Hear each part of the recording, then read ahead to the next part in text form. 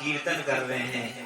सौनकादिक ऋषि 28,000 ऋषि मुनि हैं और प्रधान श्रोता जो है ना वो सौनकादिक ऋषि हैं और वक्ता श्री सूत जी महाराज कथा कह रहे हैं। जब उन्होंने ये घटना सुनाई, सुधा कुंभम विहत परीक्षित जी को श्राप हो गया 7 दिन का और श्री सुखदेव जी ने साप्ताहिक विधि से इस कथा का श्रवण पान कराया। तो सूत जी महाराज को बड़ा आश्चर्य हुआ और प्रश्न करे, हे प्रभु, हे गुरुदेव, ये साप्ताहिक विधि कहाँ से प्रारंभ हुई, किसने विधि प्रारंभ करी? तो अब सूत जी महाराज उस विधि का वर्णन बता रहे हैं, कहाँ से विधि प्रारंभ हुई। बोले, सनत सनंदन सनातन सनत कुमार जो 4 मुनि हैं, जिनका नित्य हरि शरणम ये भजन चलते रहता है और ये 5 आयु से कभी आगे नहीं जाते हैं। इतना भजन का प्रभाव है उनका। वो 5 ही वर्ष के छोटे से नन्हे मुन्ने बालक संत सनंदन सनातन और पूर्वेशाम अपि पूर्वज, और सबके पूर्वज हैं, पर सबसे छोटे 5 आयु से कभी आगे नहीं जाते। इतना भजन का प्रभाव है। तो सूत जी ने कहा, अच्छा तो कैसे, क्या हुआ? तो सूत जी महाराज ने कहा, सुनो, एकदा हि विशालायां 4 ऋषयो मलाः सत्संगार्थं समायाता ददृशुस्तत्र नारदम्। एक बार की बात है, एकदा हि विशालायां 4 ऋषयो मुनिः। विशालायां इत्यर्थः बद्रिकाश्रम, विशालापुरी बद्रिकाश्रम को कहते हैं। बद्रीनाथ भगवान जहाँ विराजमान है उसी को विशालापुरी कहते हैं। तो एक बार की बात है, विशालापुरी बद्रीनाथ भगवान के सन्निकट में 4 ऋषि मुनि सनत सनंदन सनातन सनत कुमार भ्रमण कर रहे थे और उन्होंने क्या देखा, नारद जी को बड़ा घबराया हुआ देखा, बड़े हिले हिले, बड़े दुखी मन से। तो सनकादिक ऋषि मुनियों को बड़ा आश्चर्य हुआ, अरे नारद ऋषि जो ब्रह्म ऋषि हैं, ब्रह्मा जी के पुत्र हैं, गोद से उत्पन्न हुए हैं ब्रह्मा जी के, 10म पुत्र नारद जी हैं ब्रह्मा जी के। तो ऐसे आप ऋषि होकर आपके मुंह पर ऐसी कुलीनता दिख रही है, क्या हो गया? आप तो परम दिव्य ऋषि हैं, आप तो सबका दुख दूर करते हैं, आज आपके चेहरे पे दुख का क्या कारण है? कथम ब्रह्मन दीनमुखः कुतश्चिंता तुरुमान और त्वरितम गम्यते कुत्र कुतश्चागमनं तव। इतने हड़बड़ा के कहाँ से आ रहे हैं, कहाँ जा रहे हैं, कुछ तो बताइए प्रभु। तो इस प्रकार जब नारद जी को रोका तो नारद जी ने सर्वप्रथम प्रणाम करा, क्योंकि ये बड़े भाई हैं, ज्येष्ठ भ्राता हैं नारद जी के। तो जब प्रणाम करा, बोले क्या बताएं, मैं जो है अनेकानेक क्षेत्रों में गया, पुष्करम च प्रयागम च काशीम गोदावरी तथा हरिक्षेत्रम कुरुक्षेत्रम श्रीरंगम सीतुंजन। जितने भारत भूमि में क्षेत्र हैं, बड़े दिव्य दिव्य क्षेत्र हैं। बोले पुष्कर, प्रयाग, गोदावरी, श्रीरंगम, सब जगह गया। जितने क्षेत्र, हरिक्षेत्र, कुरुक्षेत्र और जितने तीर्थ है, एवं आदि तीर्थेषु भ्रममाण इतस्ततः, मैंने सब जगह भ्रमण करा प्रभु। पर समस्त भूमंडल में मैंने देखा, कहीं भी मुझे शांति नहीं मिली, कहीं भी मेरा मन नहीं लगा। सब जगह मैंने देखा पाखंडा निरता समता विरक्ता सपरिक्र, पाखंड फैल गया है, सब लोग असत्य भाषण कर रहे हैं, झूठ बोल रहे हैं, चुगली कर रहे हैं, एक दूसरे का अपमान कर रहे हैं, मदिरा पान कर रहे हैं, मांस भक्षण कर रहे हैं। इतनी कुलीनता हमारे भारत भूमि में आ गई है। मैं बहुत दुखी हूं, क्या करूं? पर मेरा जब इस प्रकार का मन अशांत हो गया, सब जगह चले गया, तो उसी समय मुझे भगवत कृपा से वृंदावन का स्मरण आया, जो परम पवित्र धाम है, श्री कन्हैया की नगरी है। उस वृंदावन का मुझे स्मरण आया और मैं उस वृंदावन में गया। महाराज, बड़ी शांति मिली। जमुना जी का कलकल मिलान बड़ा आनंद ही प्रदान कर रहा था। जमुना जी की रेणुका और वृंदावन में सब जगह राधे राधे, कहीं भी जाओ तो राधे राधे, सब जगह राधे राधे। सो तो राधे, खाओ तो राधे, पिए तो राधे, हमारो धन राधा श्री राधा, वहां तो धन सभी राधा ही राधा, और कुछ नहीं है। तो इसलिए गुरुजन लोग कहते हैं वृंदावन पड़े, कुछ मत कर, कुछ करने की जरूरत नहीं है, वृंदावन जाओ और में खूब आवाज सुनाई देती है, राधे राधे राधे राधे, सब जगह आवाज सुनाई देती है। और क्या होता है, श्री परब्रह्म श्री प्रिया प्रीतम की, लाडली लाल की, श्री श्याम सुंदर की चरण रज उड़ के माथे में लगती है, तो उस रज का प्रभाव है, तो कुछ करने की जरूरत नहीं है। तो इस प्रकार वृंदावन जब नारद जी गए तो उन्हें बहुत आनंद प्राप्त हुआ, और वहां पर मैंने वहां पे एक आश्चर्य देखा। मैंने क्या देखा, तत्राश्चर्यम मया दृष्टम एका तु तरुणी तत्रा निषण्णा खिन्न मानसा। मैंने एक तरुणी नव युवती को देखा जमुना जी के किनारे, और खिन्न मन से रो रही थी, और उसके सामने मैंने देखा दो बूढ़े से कोई पड़े हुए हैं, और उस तरुणी को खूब रानी महारानी पंखा झेल रही हैं। इस प्रकार मैंने आश्चर्य देखा एक। तो मैंने पहले सोचा जाऊं पूछूं क्या काम, क्या कारण है इनका रोने का। तो जब इस प्रकार नारद जी सोचे तो बोले, अरे मैं तो साधु संत क्या पढ़ना, चलो चले हरिशरण करने। पर जब उस युवती ने मुझे देखा तो उसने कहा, भो भो साधो क्षणं तिष्ठ मच्चिंतामपि नाशय। हे साधु, हे संतजन, हे महाजन, क्षण भर तो रुकिए, हमारे कष्ट का निवारण करिए, क्योंकि संत ही ऐसे हैं जो विश्व का कल्याण करते हैं, सबका कल्याण करते हैं निस्वार्थ भाव से। तो आप तो परम संत हैं। तो नारद जी पास में आए और युवती से पूछा, आप कौन हैं, और ये बूढ़े कौन हैं, और ये सब रानी महारानी पंखा झेल रही, ये कौन है। तो अब उस युवती ने अपना परिचय दिया, अहम भक्ति ख्याता इमो में तनयो मतो ज्ञान वैराग्य नामानो काल योगेन जर्जरो। अहम क्या, भक्ति, मेरा नाम है भक्ति देवी। तो युवती कह रही है मेरा नाम भक्ति है, और ये जो दोनों दिख रहे हैं ना बूढ़े से, ज्ञान वैराग्य है। और ये क्या हो गया, काल योगे न जर्जरो, ऐसा कलयुग आ गया, इस कलयुग के कारण ये जो है ज्ञान वैराग्य बुद्धि हो गए। मैं बहुत जगह गई, उत्पन्ने द्रविड़े साहम वृद्धिम कर्नाटके गता, मेरी उत्पत्ति जो है कर्नाटक देश में हुई, धीरे धीरे मैं बढ़ने लगी, महाराष्ट्र क्षेत्रों में मुझे थोड़ा सम्मान मिला, युवती हुई, पर जैसे गुजरात में आई तो जीर्ण हो गई, वृद्धावस्था को प्राप्त हुई। पर मैं जैसे ही वृंदावन आई, और वृंदावनस्य संयोगात् पुनस्त्वं तरुणी नवा धन्यं वृंदावनं तेने भक्तिं विद्यति यत्र। वृंदावन का ऐसा प्रभाव कि अहम युवती, मैं भी वृद्धा हो गई थी, पर वृंदावन आने से मेरा शरीर जो है युवती हो गया। ये वृंदावन का प्रभाव। पर महाराज ज्ञान वैराग्य अभी भी पड़े हैं, वृंदावन में भी ज्ञान वैराग्य कमी है। तो अब इनको मैं बहुत दुखित हूँ, क्योंकि समाज में देखा जाता है माता तो वृद्ध होती है और पुत्र युवा होते हैं, पर यहाँ तो उल्टा हो गया, मैं युवती हो गई और पुत्र वृद्ध हो गए, तो समाज क्या कहेगा। तो इस प्रकार जब नारद जी को उन्होंने कहा, तो नारद जी ने कहा, अरे भक्ति मैया आप चिंता क्यों कर रही हो, मैं हूं ना, अभी जगाऊंगा, आप चिंता मत करिए। तो अब नारद जी ने जगाना प्रारंभ करा, और सर्वप्रथम क्या करा, वेदों को सुनाया खूब, हरि ओम सहस्र शीर्षा पुरुषः सहस्राक्ष सहस्र, खूब वेद, जितने उनको वेद रहते थे सब सुना डाले कान पे, कुछ नहीं हुआ।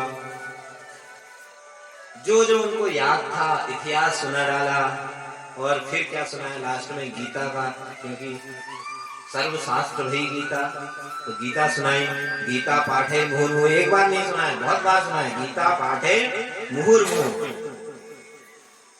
तो इस प्रकार जब गीता पाठ बार बार सुनाया तो थोड़ी सी चेतना आई ज्ञान वैराग्य में, और हिले पर मुस्कुराए, फिर मूर्छा ऐसी आ गई, फिर सो।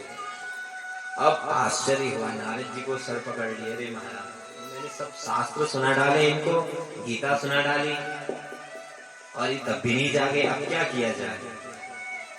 तो उसी समय एक आकाशवाणी हुई, व्योमवाणी पदे भूमाम ऋषे खिद्यतामिति उद्यमः सफलस्ते। हे नारद जी, आपका उद्यम सफल होगा, सत्कर्म करिए। एक अदर्थम तो सत्कर्म, क्या करिए? सत्कर्म करिए। ये नहीं बताया आपको, बोल दिए सत्कर्म करिए। आकाशवाणी में बोल दिया सत्कर्म करिए, आपका उद्यम सफल होगा। तो महाराज सत्कर्म क्या है, कैसे पता चलेगा? बोले संतों के पास जाइए, वो बता देंगे सत्कर्म क्या है। तो अब नारद जी ब्रह्मर्षि बड़े बड़े संतों के पास जाने लगे, जितने जब कुटिया बना के सब रह रहे थे, संत मुनि ऋषि मुनि, सब लोग जो है भाग के जाने लगे। अरे महाराज ब्रह्मर्षि हमसे पूछेंगे, हम क्या बताएंगे उनको। सब लोग छिप गए, किसी ने मौन व्रत ले लिया, बोले हमारा मौन व्रत चल रहा है, कुछ दिनों बाद कोई आश्रम से चले गए। तो नारद जी बड़े दुखी हुए और दुखी होकर कहाँ पहुंचे? बद्रिकाश्रम में पहुंचा। महाराज यहीं आ रहा था और आपके चरणों में हूं। ऐसे सनत सनंदन सनातन को बताया। बोले अब मैं जब खिन्न हुआ तो आप लोग मुझे दिखे, अब मुझे लगता है मेरा उद्यम सफल हो जाएगा, क्योंकि आप संतों का दर्शन हो गया है।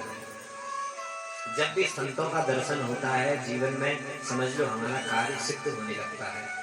तो संतों का दर्शन अति लाभकारी पुण्यकारी, इसको हमें गवाना नहीं चाहिए। तो इस प्रकार संतों की महिमा तो अद्भुत है। भगवान की महिमा और संतों की महिमा मुंह से नहीं बोला जा सकता है। ये लोग आप लोग खुद समझिए।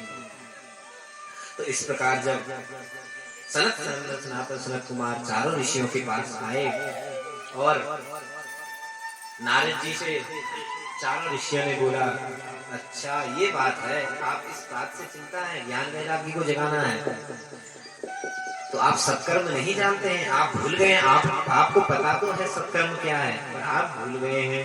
तो सत्कर्म क्या है? बोले श्रीमद् भागवत कथा कराइए, यही सत्कर्म है। इससे ज्ञान वैराग्य प्रबुद्ध हो जाएंगे और जाग जाएंगे और भक्ति देवी प्रसन्न हो जाएगी। तो इस प्रकार अब सनत सनंदन सनातन सनत कुमार गंगा तट में आए। बद्रिकाश्रम में कथा नहीं सुनाई, कहाँ सुनाई? बद्रिका गंगा जी के तट पर आई। गंगा द्वार समीपे तटमानंद नाम का, क्यों? वहां पे बड़ा अच्छी व्यवस्था है, वहां पे कोई करने की व्यवस्था। बद्रिकाश्रम में करते तो पहाड़ में ले जाओ सामान सब, कौन फिर श्रोता भी नहीं आते सुनने के लिए, तो इसलिए बद्रिकाश्रम में नहीं कराया कथा। कहाँ कराए? तटमानंद नाम का, श्री हरिद्वार में, जहाँ गंगा जी की रेणुका है, रेणु है, उसके ऊपर बड़ा गद्दे की बिछाने की जरूरत नहीं, प्राकृतिक गद्दा है वहां पर। रेत जो है इतनी सुंदर रेत है और कल कल गंगा मैया बह रही है। बहुत आनंद से वहां पर व्यास गद्दी का संचालन हुआ, सब हुआ आनंद से। अब सनत सनंदन सनातन सनत कुमार जो है कथा श्रवण कराने जा रहे हैं। तो नारद जी ने प्रश्न किया, हे प्रभु, क्या ये इस श्रीमद् भागवत सप्ताह में क्या क्या ऐसी चीजें हैं, क्या ये पापियों के पापों को नष्ट कर सकती हैं? क्या ये घोर जो पापी हैं उनको सुनने का अधिकार है इसको? तो इस प्रकार जब प्रश्न करा तो श्री सनकादिक ऋषि ने बोला, अरे पापों की तो बात छोड़ो, जिसने जीवन भर अपने जीवन में पाप के अलावा कुछ नहीं करा, जीवन भर उसने पापी पाप करे, असत्य ही बोला, ये मानव पाप कृतस्तु सर्वदा सदा दुराचार रतः कुमार बोला, जिसने अपने जीवन भर कुमार्ग पे चला, भक्ष्या भक्ष्य खाया और उसने एक बार पवित्र मन से श्रीमद् भागवत कथा सुन ली, श्रवण कर ली, तो उसका जीवन धन्य हो गया। उसकी जो माँ के गर्भ में उसकी माँ ने उसको रखा, उस माँ के गर्भ को उसने धन्य कर दिया। तो इस प्रकार श्रीमद् भागवत कथा है। तो श्रीमद् भागवत हम लोगों को सबको सुनना चाहिए। आज से ही हम संकल्प लेकर बैठे कि 7 दिन तक ऐसे ही हम एक आसन में बैठकर भगवान की कथा का श्रवण पान करेंगे। और मैं आपको पूरे विश्वास के साथ कह सकता हूँ, अगर आप निष्कपट निश्चल भाव प्रेम भक्ति से अगर यहाँ पर इस भागवत की छत्र छाया में नीचे बैठकर अगर सप्ताह विधि से आप ध्यान पूर्वक कथा का श्रवण करेंगे तो आपके जीवन का कल्याण होगा। यह लोग तो सुधरेगा ही, परलोक भी सुधरेगा और आपको अनेक जो आपकी इच्छा है, क्योंकि ये कल्प वृक्ष है, निगम कल्प तरोर गलितम कल्प वृक्ष नहीं, अभी तो कल्प वृक्ष का गला हुआ फल, पका हुआ फल श्रीमद् भागवत है। तो श्रीमद् भागवत में हम अगर 7 दिन सप्ताह विधि से बैठकर कोई भी कामना हो, किसी युवती को पुत्र ना हो रहा हो तो संकल्प करके निष्कपट भाव से यहाँ पर बैठ जाए और छत्र छाया में बैठे साप्ताहिक विधि से जो नियम है उसका पालन करे और देखिए उसका चमत्कार भागवत जी का। पर उसकी भी शर्त है, सुनने की शर्त है। किस प्रकार सुने? पवित्रतम सुने, नहा धोकर आए, तिलक करके आए, स्वरूप में आए। ऐसे नहीं कि चल दिए ऐसे मुंह धोकर, नहाए धोए, कुछ नहीं खाए पिए, कुछ भी गुटखा तंबाकू खा के आ रही है। एक क्षण बैठिए, पवित्र भाव से बैठिए, अपने शरीर को पवित्र। जब तक आप पवित्र नहीं होंगे तब तक आपके मन में कुछ नहीं, जो श्रवण करेंगे ना कुछ नहीं आएगा, सब निकल जाएगा। क्योंकि श्रोता भी बहुत प्रकार के होते हैं, एक श्रोता होते हैं, एक सरोता होते हैं,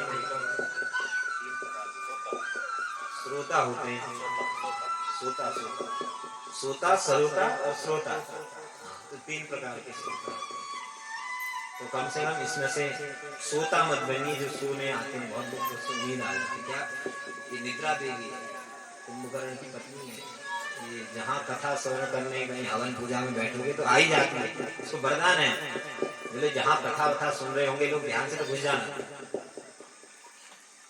तो वो मुंह के अंदर आ जाती, तो इसलिए ऐसा करा जाता है, चुटकी बजाया जाता है। जब आता ना तो ऐसे करा जाता है चुटकी, अरे हमारे अंदर प्रवेश मत करना, निद्रा देवी। तो हम श्रोता बने, सभ्य श्रोता बने। जिस प्रकार नियम है, आराम से तिलक लगा के पवित्रतम भाव से पवित्र होकर बैठे, शुद्ध वस्त्र धारण करके, और सप्ताह विधि से 7 दिन यहाँ पे आप कथा सुनिए। मैं आपको पूरे विश्वास के साथ कह सकता हूँ कि आपकी सब मनोकामनाएं पूरी होंगी और आपका यह लोक परलोक सब सुधरेगा, आपके घर में सुख शांति होगी। ये श्रीमद् भागवत सप्ताह का फल है। तो इस प्रकार जब सनकादिक ऋषि नारद जी को समझा रहे हैं, बोले भाग्योदयेन बहुजन्म समर्जितेन सत्संगमं च लभते पुरुषो यदा वै। ये भागवत श्रवण करने को कब मिलता है? साधु को संग कब मिलता है? ऐसे पवित्रता हमारे ब्रजभूमि से साधु संत आए हैं, उनका दर्शन करने को कब मिलता है? बोले भाग्योदयेन बहुजन्म समर्जितेन। बहुजन्म बोले एक जन्म नहीं, अनेकानेक बहुजन्म, अनेकानेक। हम जब जन्मों का भाग्य एकत्रित होता है एक जगह, तो हमें क्या मिलता है? श्रीमद् भागवत श्रवण करने को मिलता है, संतों का दर्शन करने को मिलता है। ये श्रीमद् भागवत संहिता का प्रभाव है। तो इस प्रकार जब कथा श्रवण कर नारद जी ने सनकादिक ऋषियों से पूछा, पापियों का भी उद्धार होता है? सनकादिक ऋषियों ने बताया, कितना ही बड़ा पापी हो, अगर एक बार कथा श्रवण कर ले तो उसका परलोक सब सुधर जाता है। बोले कुछ उदाहरण है, कुछ हमें उदाहरण देकर समझाइए तो अच्छा लगेगा। बोले हाँ उदाहरण है, आपको मैं एक सत्य घटना बताता हूँ। तो सत्य घटना क्या है? बोले तुंगभद्रा तटे पूर्व महोत्पत्तनमुत्तमं यत्र वर्णा स्वधर्मेण सत्सत्कर्म तत्परा। एक तुंगभद्रा नदी है। क्या है? तुंगभद्रा नदी है। उसके किनारे पर एक आत्मदेव पंडित, आत्मदेव नाम है उनका, बड़े विद्वान हैं, बड़े कुशल हैं, कथाएं करते हैं, खूब कर्मकांड करते हैं और बड़े विद्वान हैं, बड़े धनवान हैं, अच्छे हैं।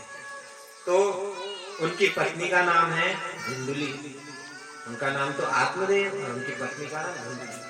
धुंधुली मतलब जिसको कुछ ना दिखाई दे, ऐसे धुंधुली, धुआं दिखाई दे, धुआं होता है, जो सब कुछ दिखाई नहीं देता है, तो ऐसी धुंधुली है। तो महाराज इनके पास सब कुछ है। अब इस कथा को हम श्रवण कर रहे हैं इसको हम अपने जीवन भी उतारें और अपने जीवन में घटाएं इस कथा को। हमारे जीवन में कितनी घट रही है कथा। तुंगभद्रा नदी के किनारे आत्मदेव नामक पंडित रहते हैं और बड़े सुखी हैं। बड़े सुखी तो क्या कह सकते हैं, धनवान है, लोगों की दृष्टि में सुखी है। जैसे हम लोग सोचते हैं उसके पास बहुत धन है, बहुत सुखी है, कार है, 4 पहिया, आराम से रहता है, इसी में आराम से खाता पीता है, पर उसको पता है कितना अंदर मैं कितना हूँ। उसके अंदर जाओ तो सब है उसके पास, पर डॉक्टर ने मना करा भाई शुगर हो जाए कुछ मत खाना, सादा भोजन करो, नहीं तो राम राम हो जाएगा, गोविंदाय नमो नमः। तो भोग होते हुए भी भोग को भोग नहीं पा रहा। और एक भगवान का भक्त जो निर्धन है, उसके पास कुछ नहीं है, वो भी अनंत भोगों का भोग भगवान के नाम में ही भोग लेता है। भगवान का नाम स्मरण करते ही उसको अनंत भोगों का फल मिल जाता है। ये भगवान गोविंद के नाम का प्रभाव है।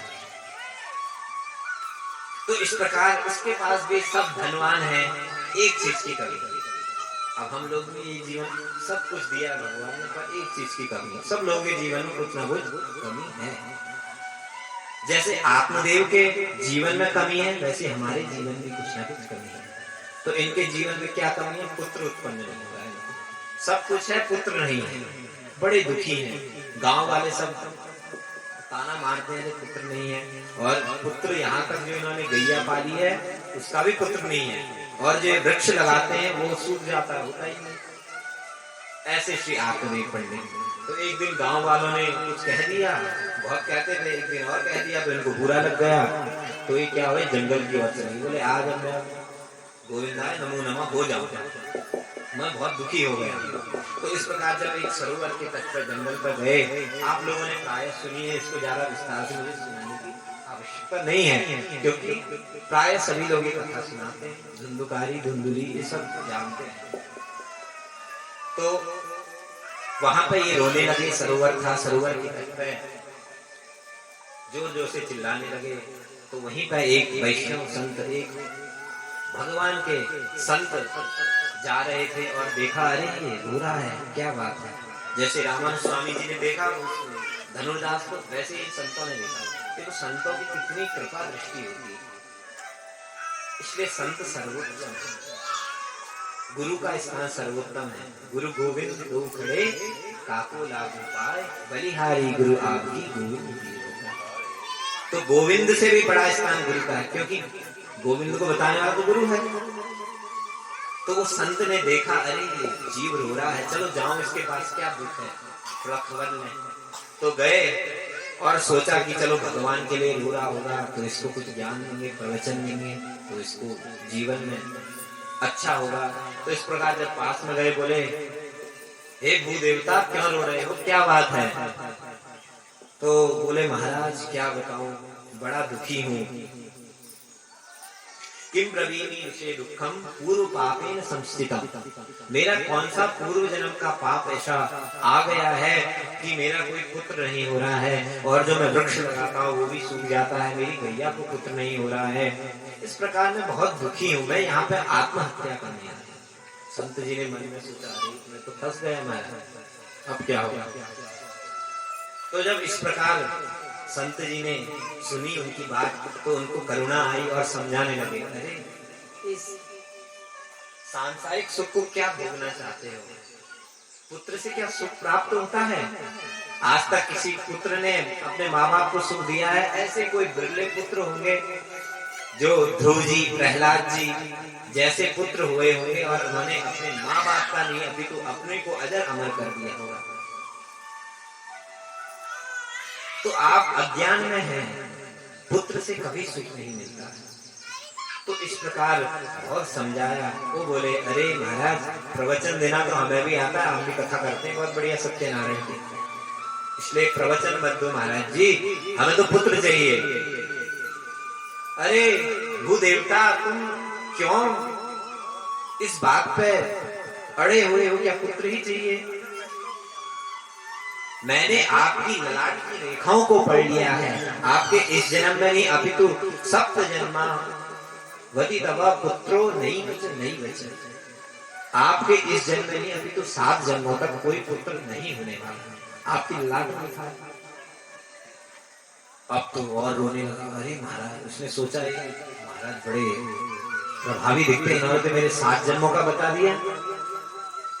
बोले अब हाथ प्रकट करके बोले, अरे महाराज जी, मैं तो पहले से ही एक दुख में दुखी था, अब तो तुमने 7 जन्मों के लिए मुझे दुखी कर दिया।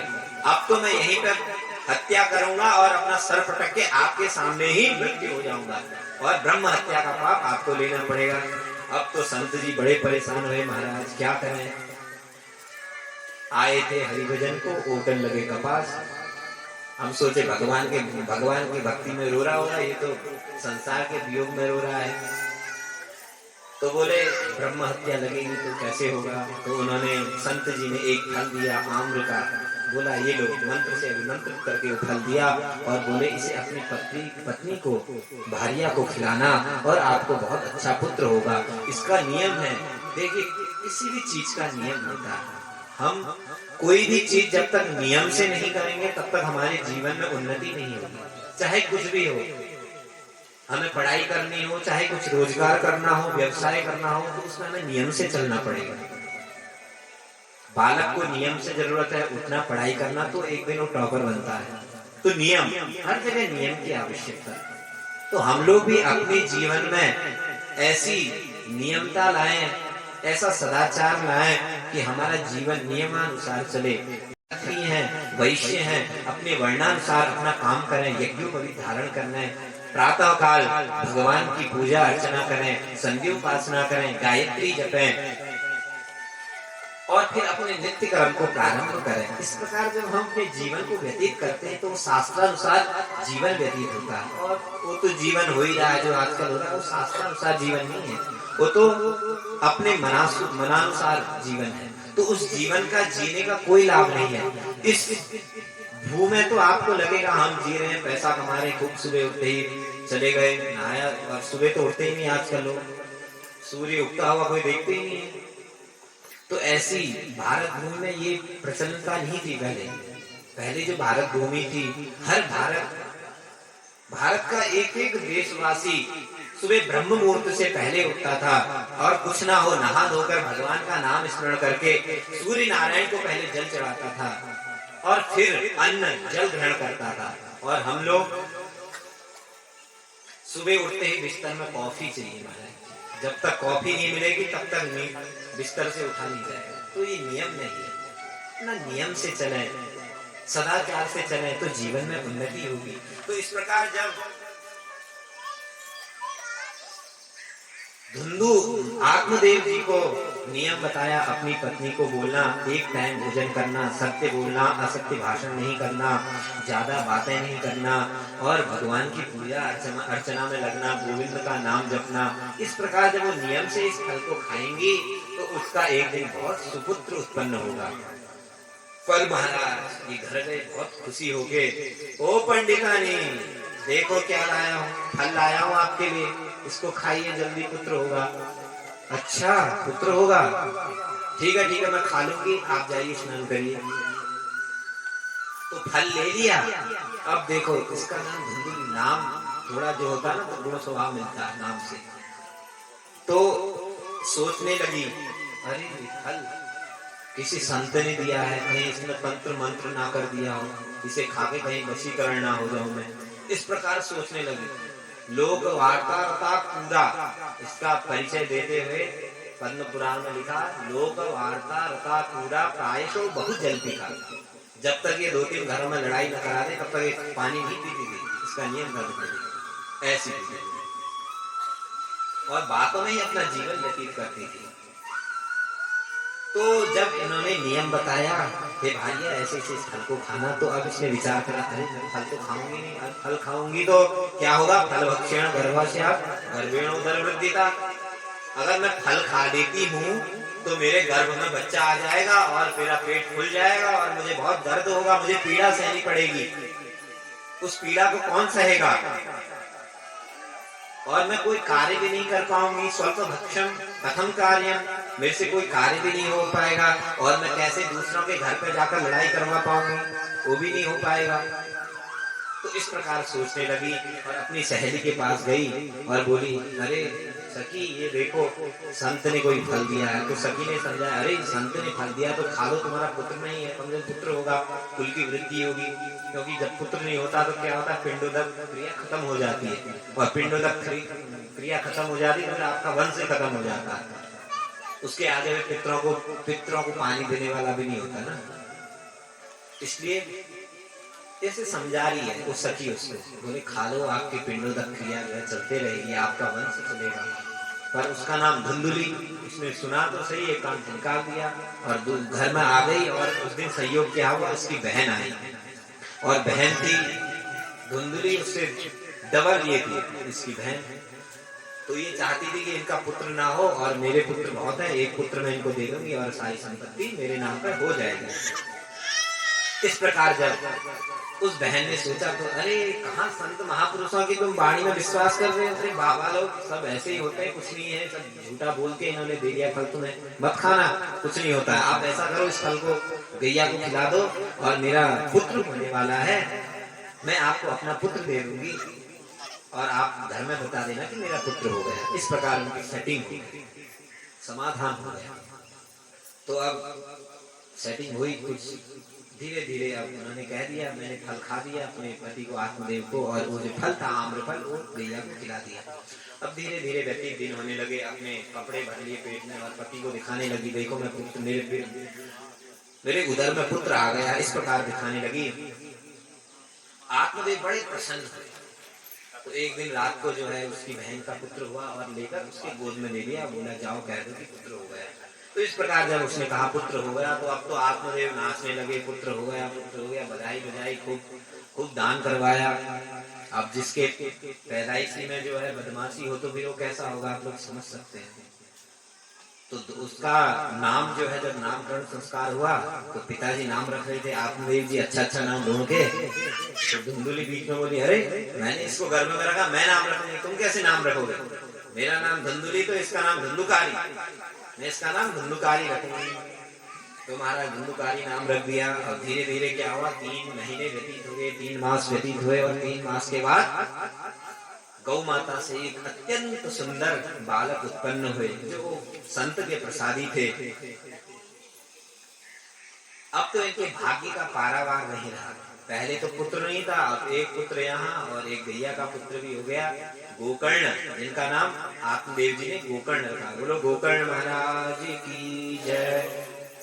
तो इस प्रकार गोकर्ण जी महाराज अब धीरे धीरे धीरे इनका जो है बड़े होने लगे, गोकर्ण जी भी बड़े होने लगे, धुंधुकारी भी बड़े होने लगे। तो इनका स्वभाव आप बता रहे हैं पद्म पुराण में, बोले गोकर्ण पंडितो ज्ञानी धुंधुकारी महाखलः। गोकर्ण जो क्या हुए होगा, तो पिंडदान करके चावल का बनाते तो रख देते, उसे ही खा जाते, इतना पाप। ऐसा धुंधुकारी, और खूब मदिरा पीता, खूब जो है फिर वैश्यालय में जाता, मतलब उसे कहते अस्वतंत्र हो गया, बिल्कुल आचरण से हीन हो गया, ऐसा पापी हो गया। और यही गोकर्ण जी कैसे महापंडित हुए। इस प्रकार धीरे धीरे वृद्धि हुई,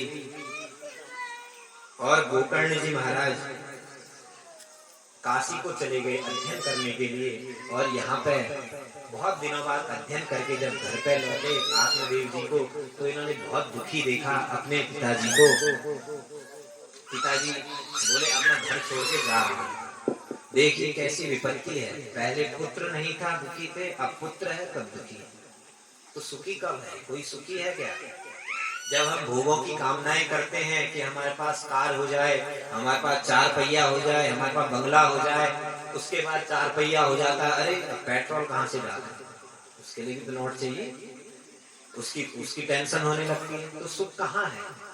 सुख कहीं नहीं है। सुख सिर्फ भगवान के चरण कमलों में है, गोविंद के चरण कमलों में है, श्री भागवत जी की छत्र छाया में सुख है, सत्संग में सुख है। क्योंकि सत्संगो भव भंजना, सत्संग ऐसा है जो समय का पता नहीं चलता। आप लोग बैठे रहेंगे ना, अगर ध्यान से कथा सुन रहे हैं तो आपको समय का पता नहीं चलेगा। ऐसा सत्संग का प्रभाव है। सत्संगो भव भंजना, समय की गति अवरुद्ध हो जाती है सत्संग से। तो हम लोगों का बड़ा सौभाग्य है इस प्रकार जो हम यहाँ पर कथा सुन रहे हैं, गोकर्ण जी की कथा सुन रहे हैं, तो यहाँ पे अब धुंधुकारी जो है महाखल हो गया, आत्मदेव जी रोने लगे। सब लोगों ने सुनी है कथा, ज़्यादा विस्तार करने की जरूरत नहीं है क्योंकि समय भी नहीं है। और रोकर जब गोकर्ण जी ने देखा अरे मेरे पिताजी तो बहुत दुखी हैं, तो उनके पास गए, उन्हें समझाया और बहुत अच्छा मार्मिक श्लोक, इसको बोलते हैं गोकर्ण गीता, आप लोग सुन लीजिए। देहेस्तिमां जगदिदं क्षणभङ्गनिष्ठं वैराग्यरागरसिको भव भक्तिनिष्ठा धर्मं भजस्व सततं त्यज लोकधर्मान् सेवस्व साधुपुरुषान् जहि कामतृष्णाम् अन्यस्य दोषगुणचिन्तनमासु मुक्त्वा सेवा कथा रसमोहो नितरां पिबत्वम्। पिताश्री आप ज्ञानवान हैं, आप को मैं ज्ञान नहीं दे सकता हूं, पर मैं आपको कुछ कहना चाहता हूं। ये आप देह में अहमता कर लिए हैं। अस्थि मांस रुधिर, ये देह क्या है? अस्थि का ही तो बना है, मांस रुधिर है, इसमें हमें इतनी आसक्ति है। अस्थि मांस रुधिर के शरीर में इतनी आसक्ति है। हमारे गोविंद का, हमारे श्याम का कितना सुंदर शरीर है, जिससे नित्य प्रति ऐसी सुगंध आती है कि उसको सुगंध को एक बार लेकर नासिका में आ गई तो समझ लो ब्रह्मरंध्र हो गए, आप फिर सीधे ब्रह्म समाधि में पहुंच जाएंगे। ऐसी सुगंध श्री भगवान की है। तो बहुत सुंदर समझाया, देहेस्ति मांस रुधिरे अभिमतिं त्यजत्वम्। इस अभिमान को छोड़ दीजिए पिताजी, ये शरीर हमारा नहीं है, हमने इसमें अभिमान कर लिया है, ये शरीर हमारा है। पर आप लोग भी विचार करिए, ये शरीर वास्तव में हमारा है क्या? हम लोग कहते हैं ना हमारा लोटा, क्या हम लोटा हैं? वो हमारा लोटा है, हम लोटा हैं? आप बताइए हम लोटा है क्या? हम लोटा नहीं है। हमारा लोटा है, हम लोटा नहीं है। हमारा घर, हम घर हैं? नहीं है। तो ऐसे हमारा शरीर पर हम शरीर नहीं है, इसको समझिए। ये हमारा शरीर है पर हम शरीर नहीं है, हम तो परम आत्मा है। पर हमें क्या हो गया? अभिमान हो गया है। हम सोचते हैं बस यहीं तक सीमित है, खाओ पियो मौज करो और कुछ है ही नहीं, स्वर्ग नरक तो है ही नहीं। तो सब आजकल के पंडितों ने बना दिया अपने से, और आज लोग तो भाई पुराणों को ही नहीं मान रहे हैं, तो ये सब झूठा है। तो इस प्रकार अपने भारत में बड़ी कठिनता आ गई है। अगर हम लोग अपने संस्कृति को नहीं बचाएंगे तो कौन हमारी संस्कृति को बचाएगा? आज भारत में दिव्य दिव्य बड़े बड़े देशों से, अमेरिका से, यूके, क्या बोलते हैं, फ्रांस और भी बहुत देश हैं, जो भी है आप लोगों को सब पता होगा, बोलने की जरूरत नहीं है। तो वहां से लोग वृंदावन में आकर सब संत बन के हरे कृष्णा कृष्ण कृष्ण हरे हरे, हरे राम राम राम हरे हरे जप रहे हैं। उनकी वेशभूषा देखिए, बिल्कुल शुद्ध हिंद, ऐसे लगेंगे भारतीय हैं, पर वो अंग्रेज हैं। क्यों? कि उनको संस्कृति अच्छी लगी अपने भारत की, यहाँ उन्हें आकर कुछ शांति मिली, तभी तो लगे। अब ऐसे खाली व्यर्थ में जो कि लगे रहेंगे, कुछ तो उनको प्राप्त हो रहा होगा उन चीज से, कुछ तो आनंद मिल रहा है। तो उस आनंद को हम भी खोजें, हम लोग अज्ञान में ना जाएं, क्योंकि हम लोग इतने भाग्यशाली हैं। इस हिमाचल की पवित्र भूमि, देवभूमि में हमने जन्म लिया है। यहाँ रहकर भी अगर हम लोग भगवान को नहीं मानेंगे, श्रीमद् भागवत में विश्वास नहीं करेंगे, संतों में, ब्राह्मणों में विश्वास नहीं करेंगे, तो फिर यहाँ जन्म लेना व्यर्थ है। तो अपने जीवन को ऐसा व्यतीत करिए कि आने वाली पीढ़ी जो हो आपका नाम लेके कहे हाँ वो हमारे पिताजी थे, हमारे दादाजी थे। इस प्रकार हमारे जीवन को हमें अपना उच्चतम बनाना चाहिए।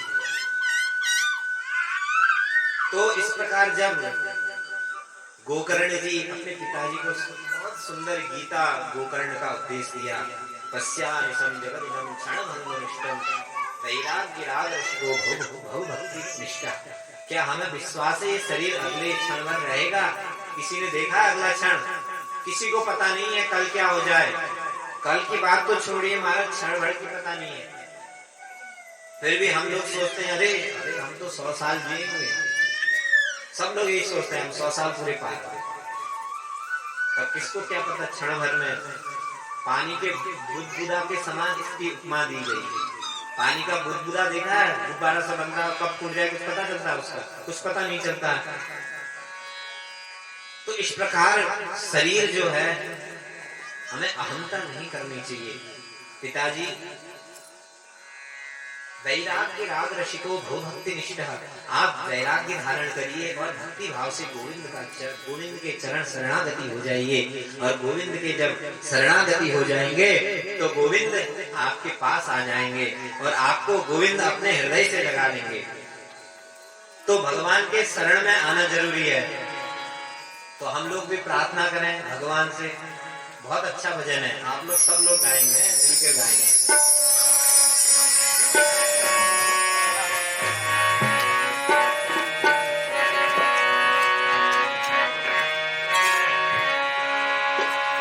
प्रभु हम भी शरणागत हैं, स्वीकार करो तो जाने।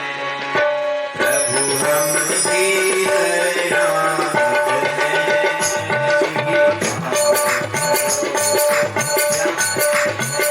प्रभु हम भी शरणागत हैं, स्वीकार करो तो जाने। पतित से पावन सरकार करो तो जाने। अब हम भी शरणागत हैं, स्वीकार करो तो जाने। हम भी शरणागत हैं। हे प्रभु, हे गोविंद, हमारे हृदय में अत्यंत कलुषित मैला भरा हुआ है। इस कुटिलता को आप दूर करके अपने चरणों में अपनी शरणागति प्रदान करिए, क्योंकि जब तक भगवान की शरणागति नहीं होगी तब तक जीवन व्यर्थ है। और जब शरणागति हो जाएगी, भगवान गीता में उपदेश दे रहे हैं और प्रतिज्ञा कर रहे हैं। भगवान प्रतिज्ञा देते हैं, अहम त्वा सर्व पापेभ्यो मोक्षयिष्यामि मां शुचा। जो मेरे शरणागति हो जाता है उसको मैं क्या करता हूँ, सारे भय मुक्त कर देता हूँ, उसके जितने पाप हैं सारे नष्ट कर देता हूँ। अहम त्वा सर्व पापेभ्यो मोक्षयिष्यामि मां शुचा। अपने चरणों में मैं उसे भुला देता हूँ। अब प्रेम से गाइए, आपको शरणागति चाहिए तो।